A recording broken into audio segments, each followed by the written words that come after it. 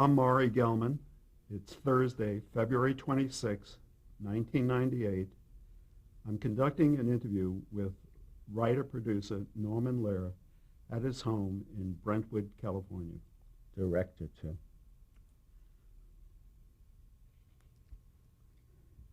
I wonder if we could start off with some for-the-record questions. Could you tell us your full name? My full name is Norman Milton Lear. That's the name that appears on your birth certificate? That's the name that appears on my birth certificate.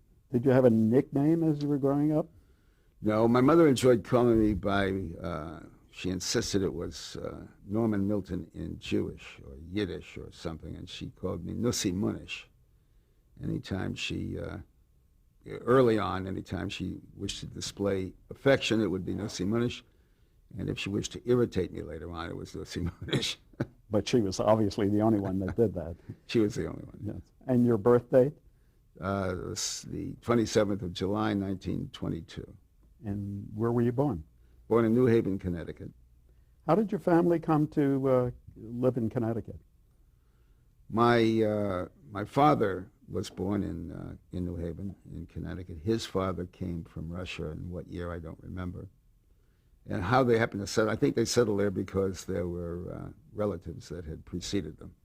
And your mother was from somewhere else? And My mother came here when she was 6 years old from another part of Russia with her mother, father, and two brothers.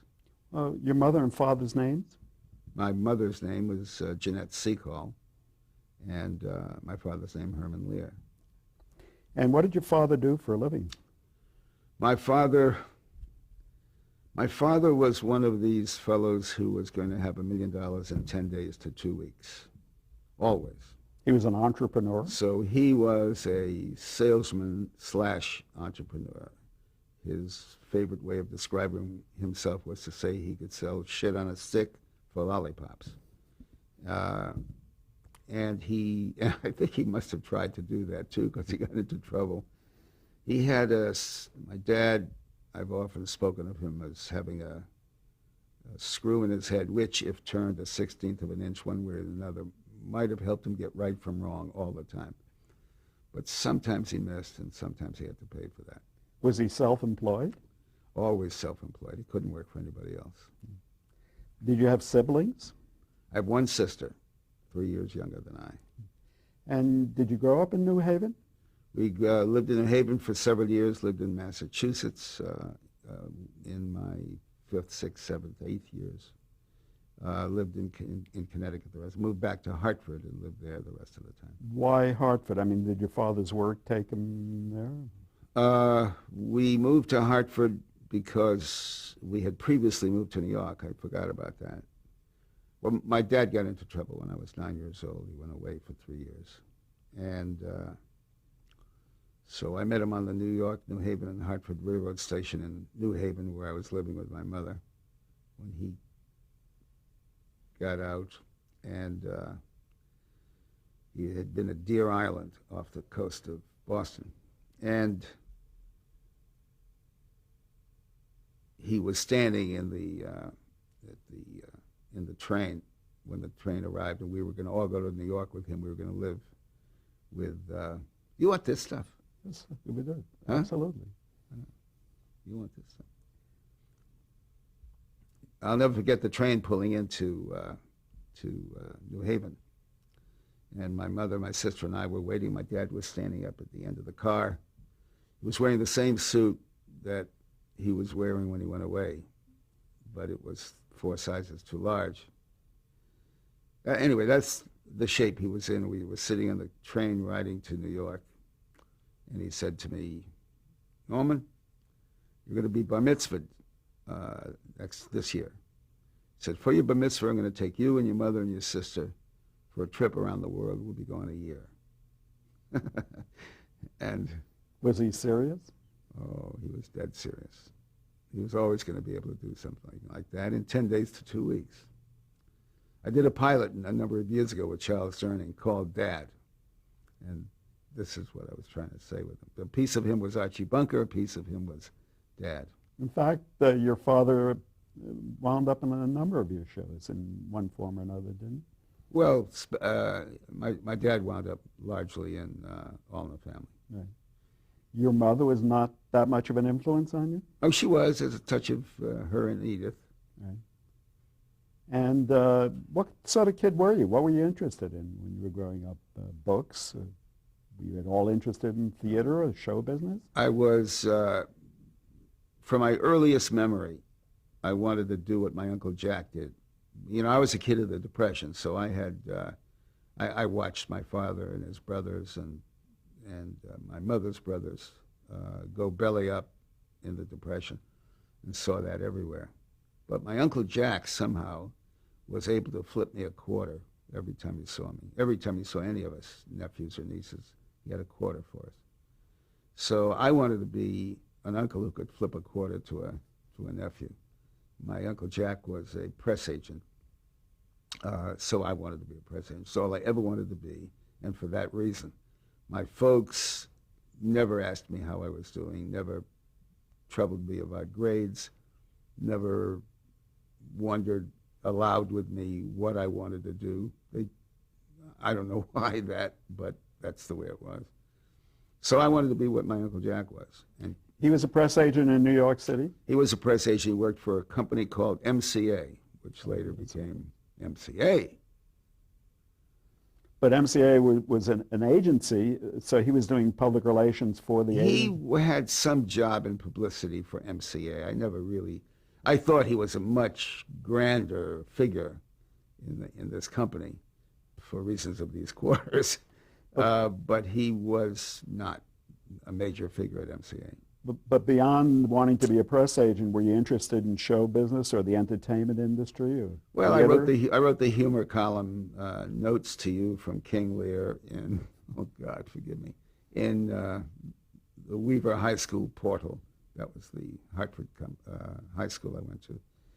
And I wrote the class night play, but I didn't honestly think of becoming a writer. It turned out that when one starts as a press, or did in those years start as a press agent, what the columnists you were writing for wanted mostly was smart talk and repartee and jokes, basically. So there was a natural trend for young publicists to go into writing for radio and television. But before you got to be a publicist, did you listen to radio as you were growing up? Yeah, I listened to a lot of radio. Favorite shows? My dad, the red leather chair in All in the Family was my dad's. His was a red leather chair. Archie's wasn't, but my dad had a red leather chair that he commanded. And Sunday nights was the big radio night. Jack Benny, Fred Allen. And Charlie McCarthy? Yeah, Charlie McCarthy. He handled the dial. He controlled the dial. On Friday nights, they used to go out often enough. And that was my night to sit in his chair and control the dial. And what would you listen to when you had the controls? I tried to stay up, hoping they wouldn't come back too soon for the 10 o'clock fights from Madison Square Garden. And did you read when you were growing up? Were you an avid reader? I don't recall being an avid reader. I found Emerson early in my life, and I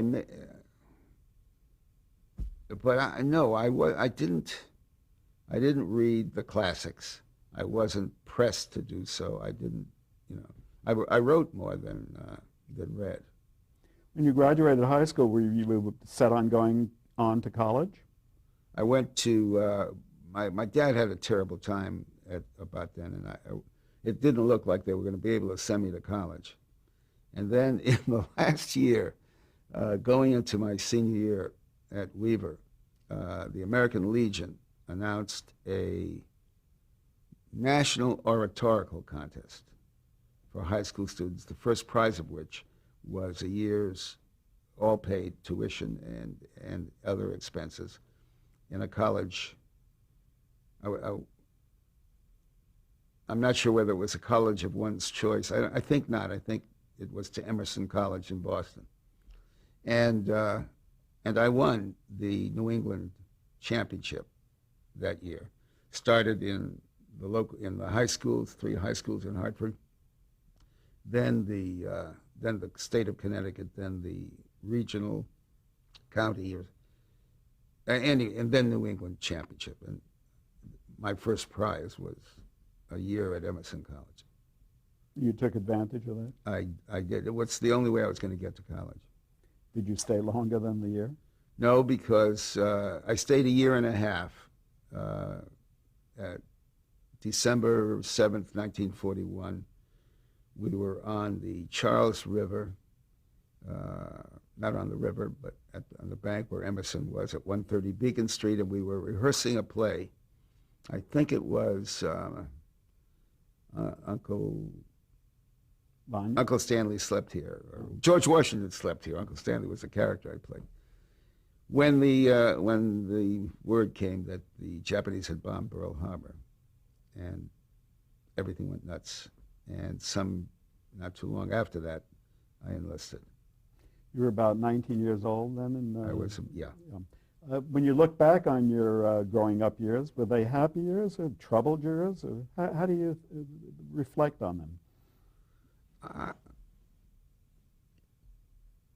I look back at them two ways. How could a kid be happy at 9 years of age to lose his father for several years? How could he be happy living with an uncle here and an uncle there, and then finally his grandparents? It doesn't seem that should result in a happy childhood. But my life has been so terrific, and it seems to me most of my life I remember the good things and not the bad. So I have, it's like I can stand apart. The same thing with the war years. I flew 37 sorties out of Foggia, Italy. That amounted to, in missions, which is a word people don't know better, like 56 or 7 missions. And that's like a page out of a book I read. It isn't even a page in my book. It's so distant. And that's the way my youth feels. But our childhood has an immense impact on all of our lives. Something must have gone well in my childhood. Did your mother and father... Despite everything I can remember to tell you. Did your parents have a loving relationship? My parents were Archie and Edith. My father used to stand over my mother, have his nose next to hers and say, "Jeanette, stifle, stifle!" Veins would stick out of his neck. And sometimes he would take her by the hair and scream, "Stifle." That's as much violence as I ever saw. But they lived at the ends of their nerves and the tops of their lungs all the time. Yet they stayed together. Well, they stayed together, but I walked her to the subway several times when we lived in New York with everything she owned in a couple of bags. She turned around and came back. She was going. She didn't know where she was going. But, they stayed together. When you went into the military, so was this the Air Force? Yeah. And in what capacity did you fly these missions? I was a radio operator and a gunner. And where did you take your training? Radio training at Scottsfield, Illinois, and gunnery at Laredo, Texas. Okay. And when did you actually go overseas then, like 42? 43, I think. And was the Italian campaign going on at that time, or No, we were over there just after the roughest of the Italian campaigns, which was the Ploesti oil fields. We bombed, most of our targets were in Germany.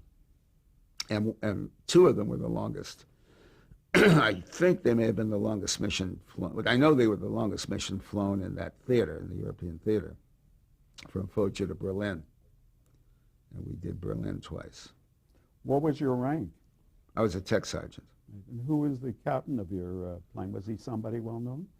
The captain of my plane was a wonderful man by the name of Al Brown, but our squadron leader was a giant hero. He was Frank Kurtz, and his plane was a very famous plane. I think 1 or 2 books have been written about the Swoosh Goose. And when he came home and had a daughter, he named her Swoozie after his plane, and Swoozie Kurtz, we all know. Right. How did you feel about going on bombing missions? There were people getting killed because of what you guys were doing. Did you have any conscience about Oh, that? when I was flying, did I have any conscience about bombing? It's hard to put these two things together in the same lifetime. But no, I had no. All I wanted to do was kill. I loved the thought of looking down and seeing those bombs drop. It's hard to believe I had these feelings in this, as I say, in the same lifetime.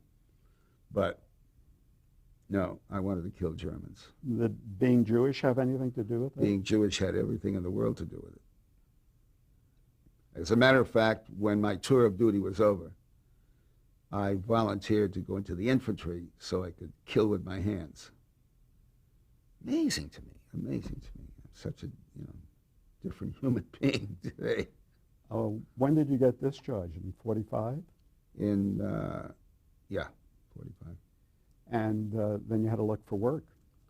When I was in Foggia, knowing that I was going to be be mustered out sometime soon, I spoke fairly good Italian at the time. I stood behind a printer in Foggia, Italy, and picked the letters for the linotype, and sent.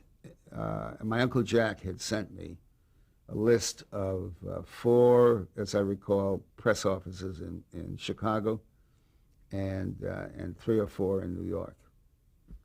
And George Evans, a fellow who represented Frank Sinatra at that time and staged the Paramount Theater piece that drove us crazy in Foggia as soldiers everywhere, because our wives and daughters and sweethearts were falling dead, prostrate in front of Frank Sinatra.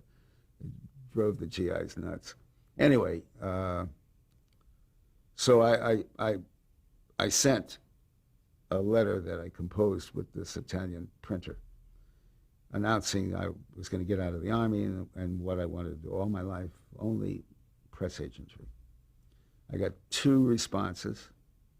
One of them was a firm job offer from George Evans, and the other was an interview with George and Dorothy Ross. I don't remember why I chose George and Dorothy Ross, and went to work for $40 a week. Were you single at that time? No, I was married. As a matter of fact, my wife, in the course of that job, became pregnant, and I went in and asked for a $40 raise, and was told by George Ross that they were seriously thinking of asking me if they could cut me back to $35 from $40, because things were not going.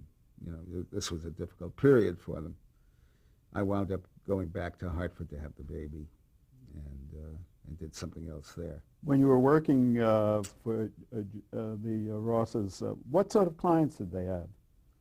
They had largely Broadway plays. They had a play called The Red Mill, and a play called Are You With It? And they had plays. And what was your job? Planting items? My job was to sit with about 3 or 4 other kids. A couple of them mustered out of the Army. One of them was Martin Baum, who became a very famous agent. And it was to write column items for the other people, for the stars and Broadway people that were clients of the Ross office. And so I would write a full column for Walter Winchell, Broadway Melody or something he used to call it. So you'd do some research about Broadway and write a column about Broadway. And the payoff was that for days, as long as he remembered, he would use your clients in the other columns. So you're saying you wrote the column for him? Oh, kids around town wrote columns for him, wrote columns for Dorothy Kilgallen. They all had special columns. And you'd write that were not just about celebrities. But it ran under their byline. Oh, of course. So they were taking credit for your work. One of our best screenwriters, Ernest Lehman, a few years older than I, held one of those jobs, wrote columns for all those people. A bunch of us did. So when you didn't get your raise, you left press agentry and and went back to Connecticut to have our baby there, your first child. our first child. Had you gotten married before you went into the service? Yes, just before. No, not before I went into the service, but before I went overseas. Uh-huh. And how are you going to make a living When I get back? when you went back to Hartford? Oh, when I went back to Hartford, I don't know how I got into this. What my father was into at that time was he had a few bucks that he had made as a 5% man, I think they called it at that time. Manufacturers in Ohio of defense items, looking for smaller factories around, New England to make some of the parts they required. My father would put them together, and he'd get 5%. So he made some money, and he had $50,000 at the end of the war. So he decided he would make a two-burner hot plate. And the two-burner hot plate, because the General Electrics and the Westinghouses of the world had all they could do to find the metal to make the bigger items, They couldn't make enough refrigerators. They didn't have the metal. They couldn't make enough of the other major appliances. So my dad was going to corner the market on small appliances, a hot plate and a whistling tea kettle, electric tea kettle, and they were going to be called, it was the Lear Electric, and it was made by Lear Incorporated. So I remember Judge Burke was his attorney, former judge, and great friend of my dad's, loved him. And Judge Burke said, Herman, there is a Lear Incorporated, you can't do that. My father was convinced that Lear Incorporated would pay him $1 million to take his name off these hot plates. So he went ahead with the Lear Incorporated. Was terribly disappointed he never heard from the other Lear. So I started with him, helping him with this scheme to become a major small appliance manufacturer.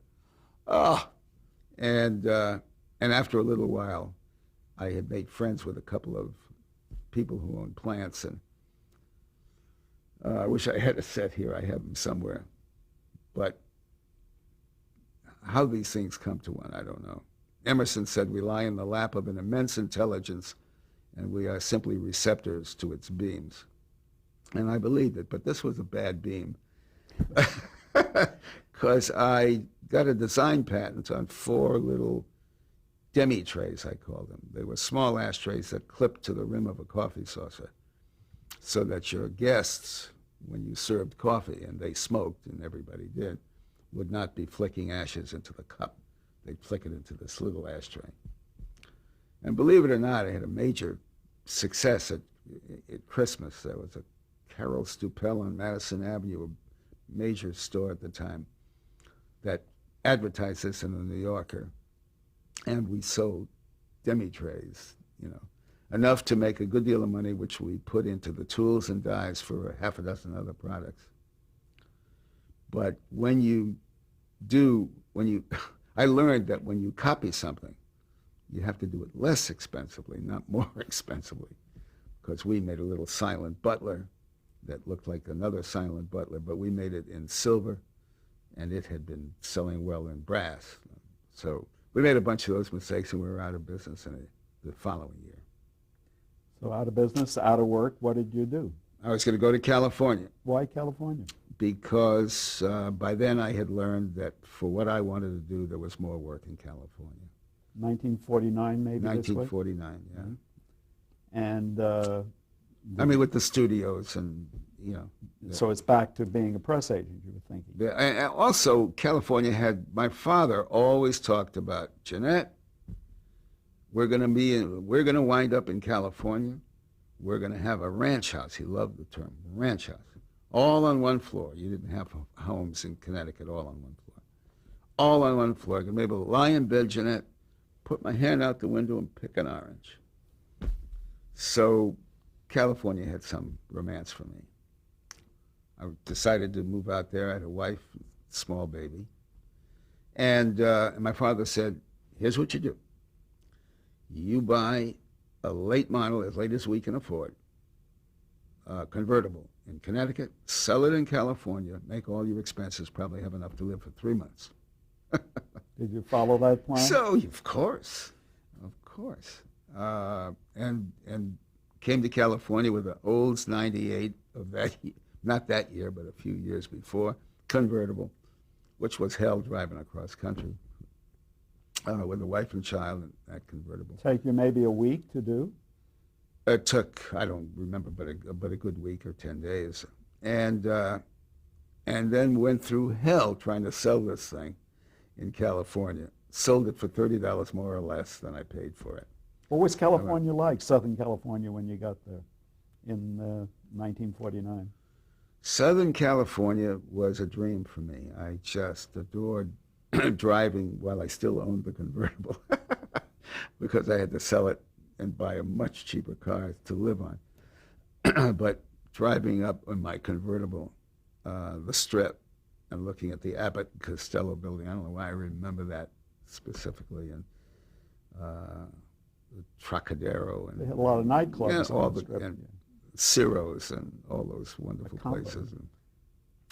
But this is my first night in Los Angeles. On Sunset Boulevard somewhere, we found a cheap motel. Went in to get we arrived on a Saturday. I went out to get the Sunday paper to look through the classified for places to live, figuring if I can get an early start. I've set it in, I'd mark some things Sunday morning, I'd be out early to look for a place to live.